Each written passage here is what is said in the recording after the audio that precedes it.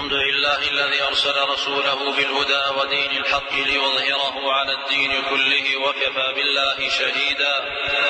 وأشهد أن لا إله إلا الله وحده لا شريك له إقرارا به وتوحيدا. وأشهد أن محمدا عبده ورسوله صلى الله عليه وعلى آله وصحبه ومن اقتفى أثره واستنى بسنته إلى يوم الدين. أما بعد، ففي قصص من سبقنا من الأمم عظة وعبرة ومزدجر. إن في ذلك لآية وما كان أكثرهم مؤمنين وإن ربك لهو العزيز الرحيم. يسمع الناس بالفتن وخطرها وسوء عاقبتها، لكن كما قيل بالمثال يتضح المقال. من الفتن التي هزت الأمة الإسلامية وكادت تطيح بالخلافة زمن بني أمية فتنة عبد الرحمن بن الأشعث، وكان ابتداؤها سنة 81. قال الحافظ ابن كثير: وكان سبب هذه الفتنة أن ابن الأشعث كان الحجاج يبغضه، وكان هو يفهم ذلك ويضمر للحجاج السوء وزوال الملك عنه. ثم إن الحجاج بن يوسف نائب الخليفة عبد الملك بن مروان على العراق جهز جيشا من البصرة والكوفة وغيرهما لقتال رتبيل الكافر ملك الترك الذي آذى أهل الإسلام وقتل فئاما منهم. وأمر الحجاج على ذلك الجيش ابن الأشعث مع أنه كان يبغضه كما تقدم، حتى إنه كان يقول: ما رأيته قط إلا هممت بقتله. ودخل ابن الأشعث يوما على الحجاج وعنده عامر الشعبي، فقال الحجاج: انظر إلى مشيته، والله لقد هممت أن أضرب عنقه. فأخبر الشعبي ابن الأشعث بما قال الحجاج، فقال ابن الأشعث: وأنا والله لأجهدن أن أزيله عن سلطانه إن طال بي البقاء. فسار ذلك الجيش بإمرة ابن الأشعث حتى وطئ أرض رتبيل، ففتح مدنا كثيرة وغنم أموالا عظيمة وسبى خلقا من الكفار، ورتبيل ملك الكفار يهرب منهم من مدينة لأخرى. ثم إن ابن الأشعث رأى لأصحابه أن يوقفوا القتال حتى يتقووا إلى العام المقبل ولتستقر الأمور في البلاد التي فتحوها، فكتب إليه الحجاج يأمره بالاستمرار في القتال ويذمه ويعيره بالجبن والنكور عن الحرب. فغضب ابن الأشعث ثم سعى في تأديب الناس على الحجاج بن يوسف. وقام والد ابن الأشعث وكان شاعرا خطيبا، فقال: إن مثل الحجاج في هذا الرأي ومثلنا كما قال القائل: احمل عبدك على الفرس فإن هلك هلك وإن نجا فلك. إنكم إن ظفرتم كان ذلك زيادة في سلطان الحجاج، وإن هلكتم كنتم الأعداء البغضاء. ثم قال: اخلعوا عدو الله الحجاج، ولم يذكر خلع الخليفة. اخلعوا عدو الله الحجاج وبايعوا لأميركم عبد الرحمن بن الأشعث، فإني أشهدكم أني أول خالع للحجاج. فقال الناس من كل جانب: خلعنا عدو الله الحجاج، وكانوا يبغضونه، ووثبوا إلى ابن الأشعث فبايعوه ولم يذكروا خلع الخليفة. وبعد بيعة الفتنة تلك تبدلت الأمور ووقع ما لم يكن بالحسبان، فقد انصرف ابن الأشعث عن قتال الترك الكفرة وسار بجيشه المفتون مقبلا إلى الحجاج ليقاتله ويأخذ منه العراق. فلما توسطوا في الطريق قالوا: إن خلعنا للحجاج خلع لابن مروان. فخلعوا أمير المؤمنين عبد الملك بن مروان وجددوا البيعة لابن الأشعث، فبايعهم على كتاب الله وسنة رسوله صلى الله عليه وسلم وخلع أئمة الضلالة وجهاد الملحدين. فلما بلغ الحجاج ما صنعوا من خلعه وخلع أمير المؤمنين كتب إلى الخليفة بذلك يعلمه ويستعجله في بعثه الجنود إليه.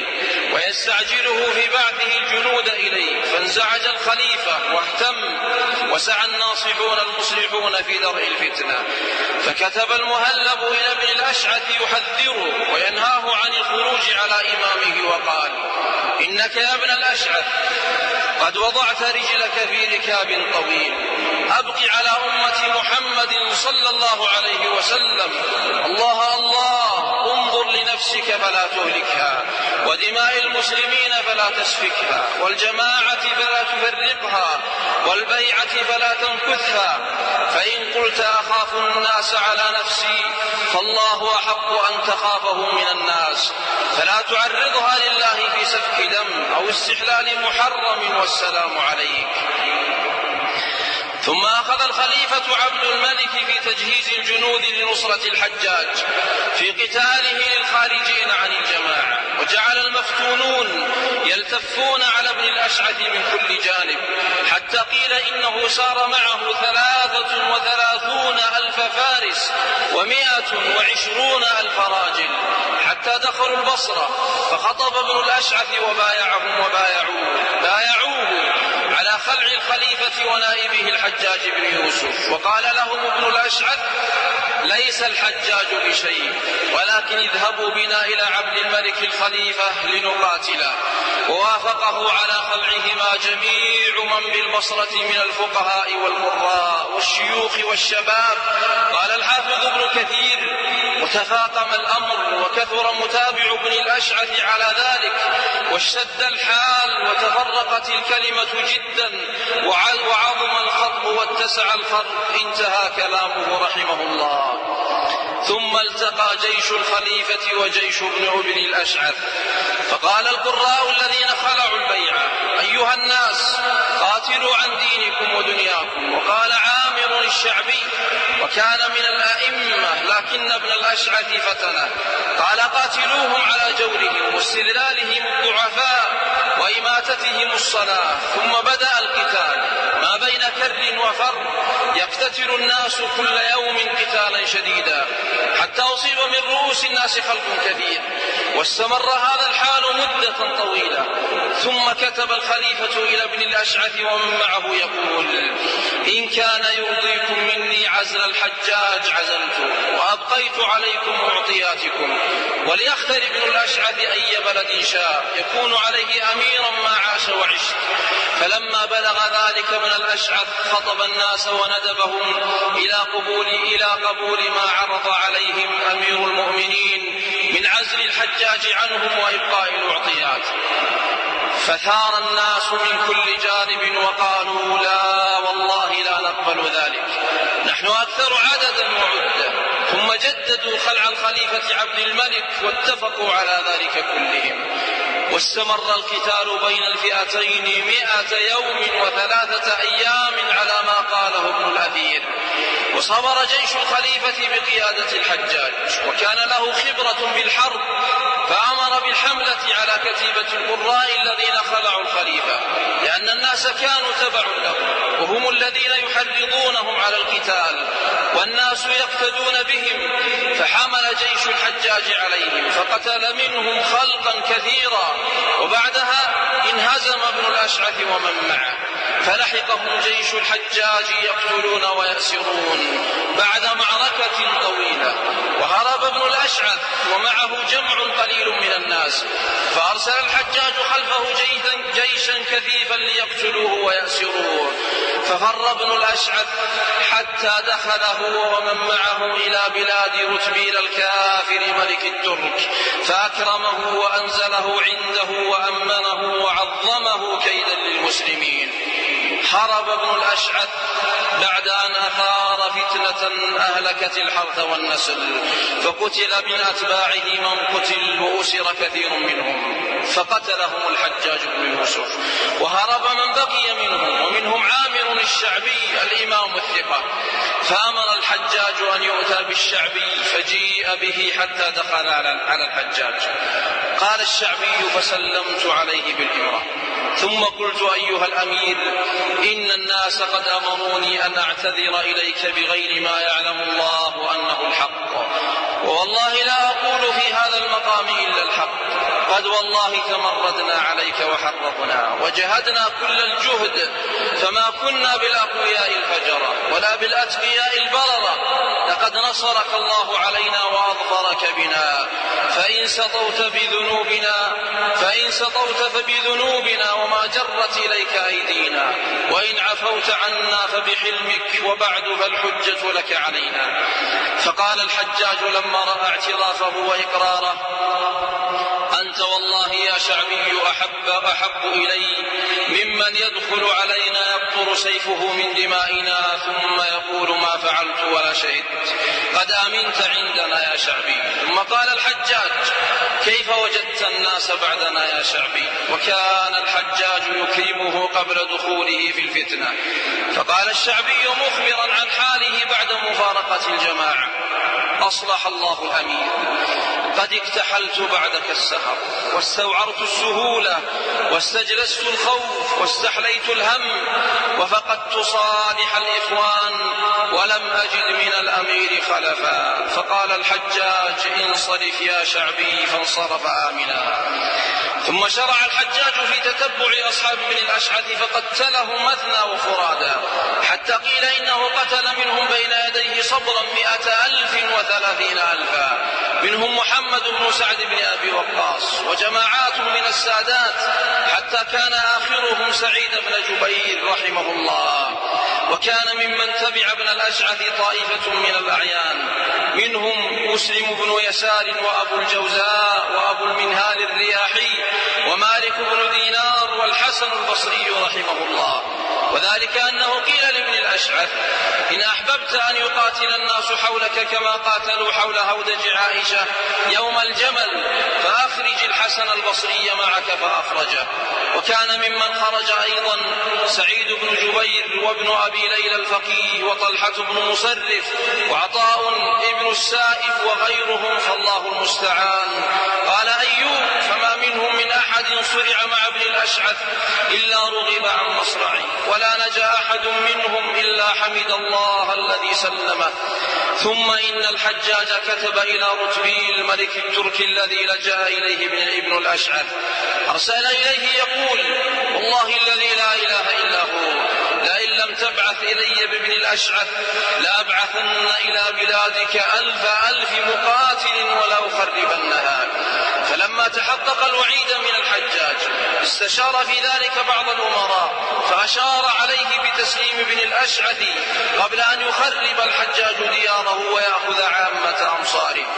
فعند ذلك غدر رتبيل بابن الأشعث، فقبض عليه وعلى 30 من أقربائه، فقيدهم في الأصفاد وبعث بهم مع رسل الحجاج إليه.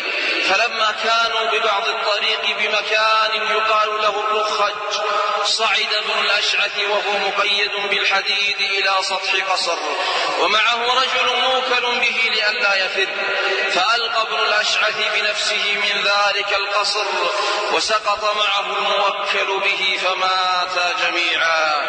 فعمد الرسول إلى رأس ابن الأشعث فاحتزه، وقتل من معه من أصحابه، وبعث برؤوسهم إلى الحجاج، فأمر فطيف برأس ابن الأشعث في العراق، ثم بعثه إلى أمير المؤمنين عبد الملك فطيف به في الشام، ثم بعث به إلى أخيه عبد العزيز بمصر فطيف برأسه هناك ثم دفن.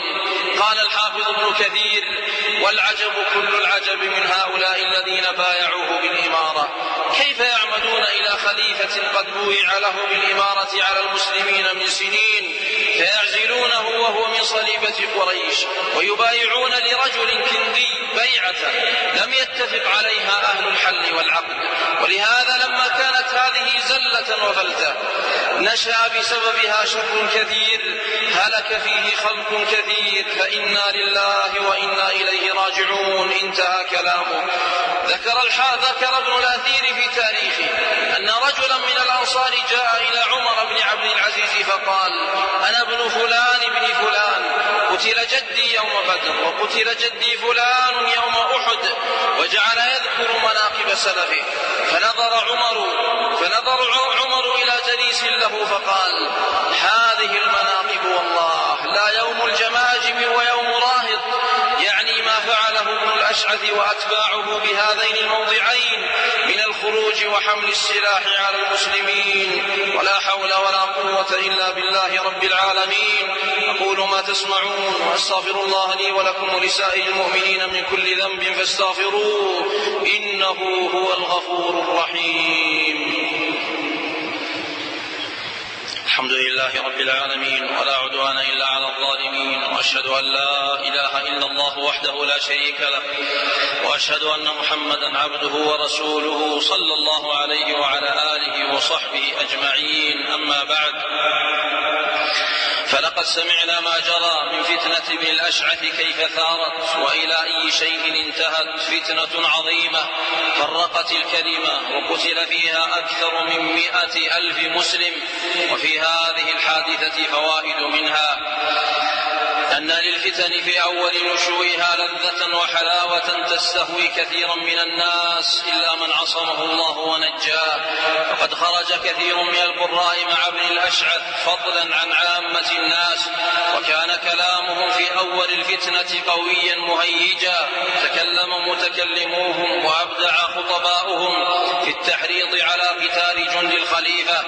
قال أبو البختري: أيها الناس قاتلوهم على دينكم ودنياكم، فوالله لئن ظهروا عليكم ليفسدن عليكم دينكم وليغلبن على دنياكم. وقال عامر الشعبي: أيها الناس قاتلوهم ولا يأخذكم حرج من قتالهم، والله ما أعلم على بسيط الأرض أعمل بظلم ولا أجور في حكم منهم. وقال سعيد بن جبير نحو ذلك: ووالله لو كانوا يعلمون ما ستؤول الأمور إليه لما قالوا ما قالوا، ولكنها الفتن تعمى فيها الأبصار، فاللهم احفظنا يا عزيز يا غفار. ثانيا، إذا وقعت الفتن فإن ضحاياها الأبرار والفجار. قال الله جل وعلا: واتقوا فتنة لا تصيبن الذين ظلموا منكم خاصة. ذكر ابن الأثير في تاريخه أن الحجاج بعد أن غلب جيش ابن الأشعث أخذ يبايع الناس، وكان ظالما فكان لا يبايع أحدا إلا قال له: اشهد على نفسك أنك كفرت، يعني بنقضك البيعة وحمل السلاح، فإن قال نعم بايعه وإلا قتل. فأتاه رجل من خثعم كان معتزلا للناس كلهم، فسأله الحجاج عن حاله فأخبره باعتزاله. فقال الحجاج: بل أنت متربص بنا، أتشهد أنك كافر؟ قال الرجل: بئس الرجل أنا، أعبد الله 80 سنة ثم أشهد على نفسي بالكفر. قال الحجاج: أقتلك إذن؟ قال الرجل: وإن قتلتني. فقتله الحجاج، ولم يبق أحد من أهل الشام والعراق إلا رحمه وحزن لقتله. ثالثا، إذا ولت الفتنة مدبرة عند ذلك يندم من دخل فيها لما يرى من الفساد والشر والضرر الذي نتج عنها. واستمع إلى أهلها، وقد جيء بهم حتى أوقفوا بين يدي الحجاج بن يوسف. فهو فيروز بن حصين أسر فأتي به إلى الحجاج فقال له: أبا عثمان، ما أخرجك مع هؤلاء؟ فوالله ما لحمك من لحومهم ولا دمك من دمائهم. قال: أيها الأمير، فتنة عمت. فأمر به الحجاج فضربت عنقه. ثم دعا الحجاج بعمر بن موسى فجيء به موثقا، فعنفه الحجاج فاعتذر وقال: أصلح الله الأمير، كانت فتنة شملت البر والفاجر فدخلنا فيها، فقد أمكنك الله منا، فإن عفوت فبفضلك، وإن عاقبت ظلمت مذنبين. فقال الحجاج: أما أنها شملت البر فكذبت، ولكنها شملت الفاجر وعوفي منها الأبرار، وأما اعترافك فعسى أن ينفعك. فرجى له الناس السلامة، لكن الحجاج أمر به فضربت عنقه. ثم دعا الحجاج بالهلقام بن نعيم فقال: ما أخرجك مع ابن الأشعث؟ وما الذي أملت؟ فقال الرجل: أملت أن يملك ابن الأشعث فيوليني العراق كما ولاك عبد الملك. فقتله الحجاج. ثم دعا بأعشى همدان، وكان شاعرا تبع ابن الأشعث وعمل الشعر في التحريض على قتال الخليفة. فلما دخل على الحجاج أنشد يعتذر: أبى الله إلا أن يتمم نوره ويطفئ نار الفاسقين فتخمدا.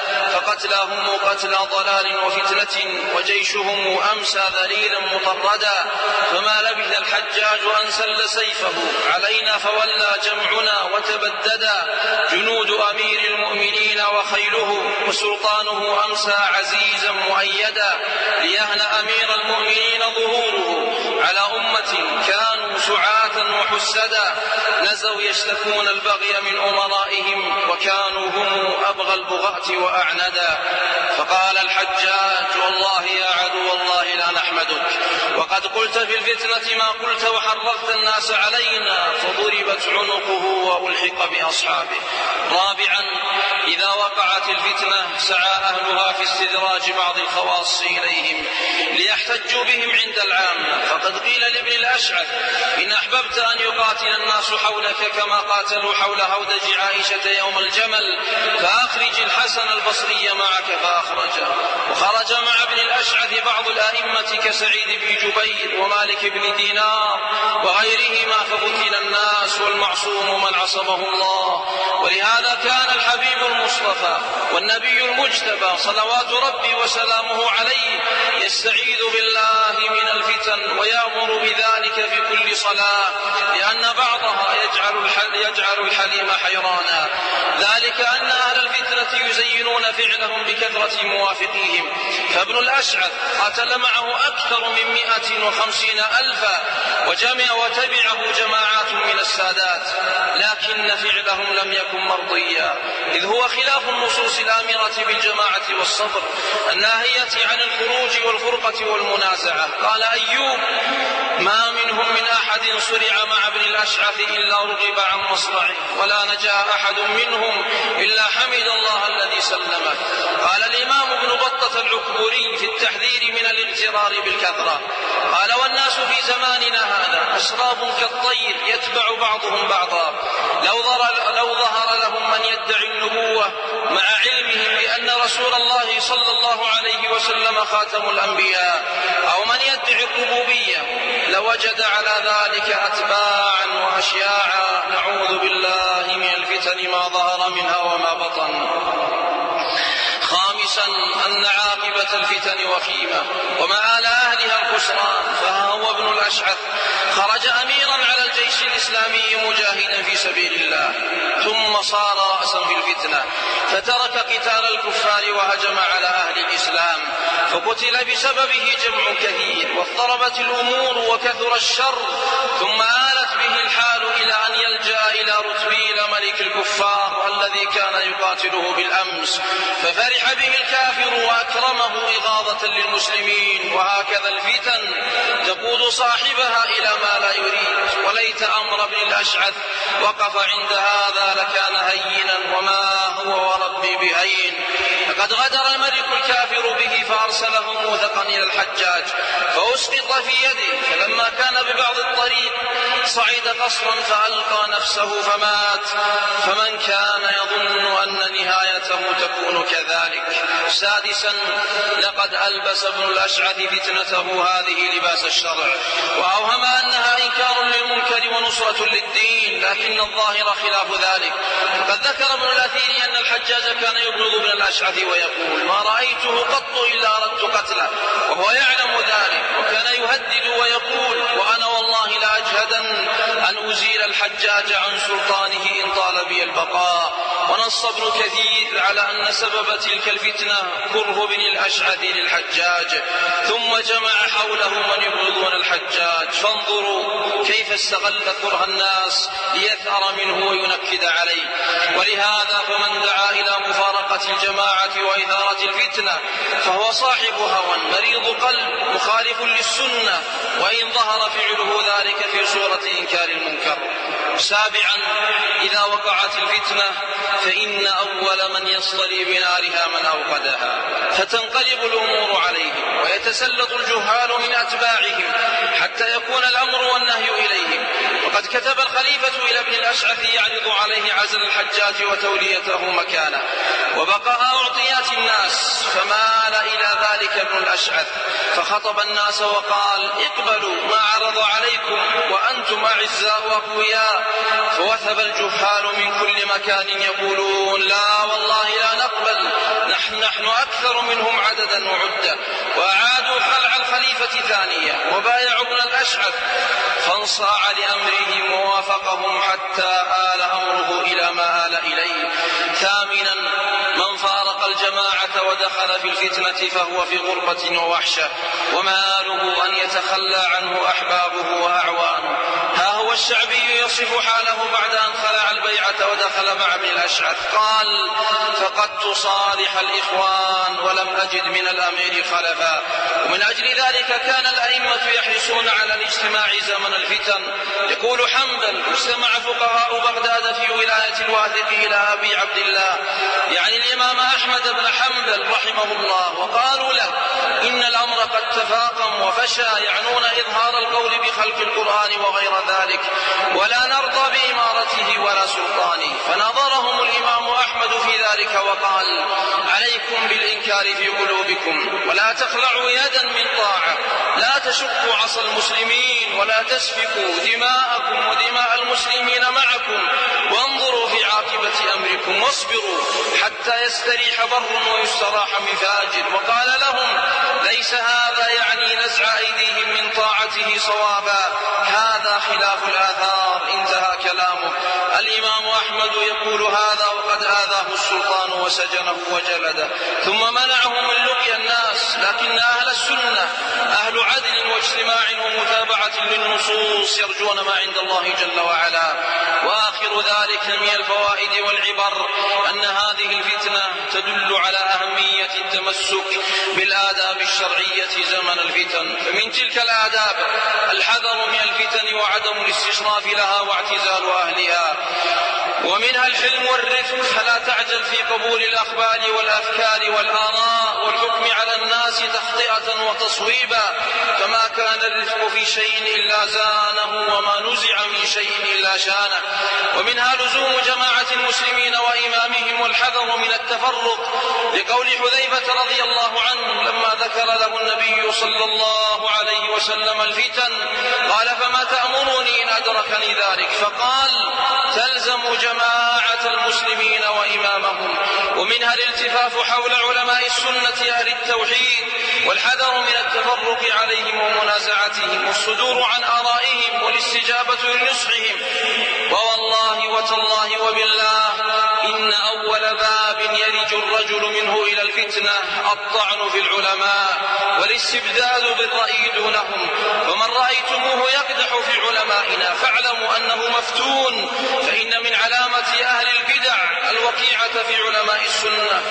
ومن الآداب الشرعية وزن الآراء والأفراد والجماعات بميزان أهل السنة والتوحيد، فمن وافق ما كان عليه السلف قبل، وإلا رد ولا كرامة. ومنها أن الفتن إذا وقعت فما كل ما يعلم يقال، وليس بعض الناس يتركون الأمور العظام للعلماء الكبار حفاظا على اجتماع الكلمة، لأن مرد الناس في آخر أمرهم إلى العلماء، ومن كان عنده رأي فليعرضه عليهم. أعوذ بالله السميع العليم من الشيطان الرجيم من همزه ونفخه ونفثه. وإذا جاءهم أمر من الأمن أو الخوف أذاعوا به، ولو ردوه إلى الرسول وإلى أولي الأمر منهم لعلمه الذين يستنبطونه منهم. اللهم يا حي يا قيوم يا ذا الجلال والإكرام، اللهم إنا نعوذ بك من الفتن ما ظهر منها وما بطن، اللهم اجعل عاقبتنا إلى خير، اللهم وفقنا لاتباع السنة. ربنا آتنا في الدنيا حسنة وفي الآخرة حسنة وقنا عذاب النار. اللهم أعز الإسلام والمسلمين وأذل الشرك والمشركين ودمر أعداء الدين، واجعل هذا البلد آمنا مطمئنا وسائر بلاد المسلمين. اللهم من أرادنا وعلماءنا وولاة أمرنا بسوء اللهم رد كيده في نحره واجعل تدبيره تدميرا عليه، اللهم رد كيده في نحره واجعل تدبيره تدميرا عليه، اللهم رد كيده في نحره واجعل تدبيره تدميرا عليه يا سميع الدعاء. اللهم انجِ المستضعفين من المؤمنين في كل مكان. ربنا آتنا في الدنيا حسنة وفي الآخرة حسنة وقنا عذاب النار. وصلى الله وسلم وبارك على نبينا محمد وعلى آله وصحبه أجمعين.